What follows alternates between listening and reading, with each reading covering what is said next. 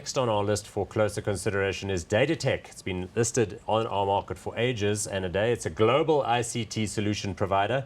Its main operating divisions are Westcon and Logicalis, and it also has a couple of other brands that it operates under. Those, as I say, are international businesses involved actively in things like network, extension, IT, consulting, security, all of the same kind of stuff. Market capitalization, 15.4 billion rands. Price to earnings ratio, 14.35. Dividend yield of 2.66. So, Gary, I mean, people don't always appreciate just how global a company is. The CEO, Jens Montanan, has been at the helm a long time. He's based in London, as far as I know.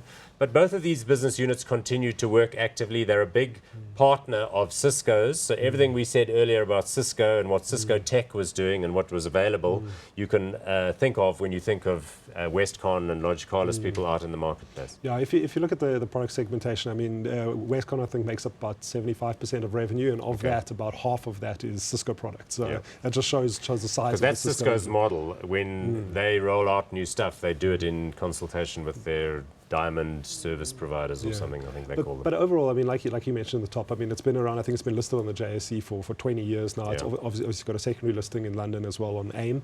And I mean, it is international. I mean, you just need to go pick up their annual report and you see the front page of their geographic segmentation. They are everywhere. I mean, South America, Asia, Pacific, everywhere. So share price has done nicely because this is a stock that everybody was a bit sort of wishy-washy about throughout the 2013, 2014, but look how well it's done recently.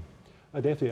It's, I mean, obviously going to be very sensitive to currency as well. I mean, that's one of the big making most of its money in dollars, reporting in rands, so that's got to be helpful. So that's probably where you're seeing a lot of that appreciation come from, which is good. I mean, for South African investors to have an entry into such a global player in the ICT space, again, not on a particularly expensive multiple. I think it's looking good. And I see they have been doing further bolt-on acquisitions, most recently a company called ATIG, which is Advanced Technology, something or other, and that is like a $40 million deal, which doesn't sound that big, but obviously that's quite chunky when you convert it in the currency. Hot or not? A little bit more boring than the rest, I think, but again, I mean, the share price has been moving up steadily, and I mean, the guys, I think, are stable, earnings providers and a good established management team. So I think you should be hot on it.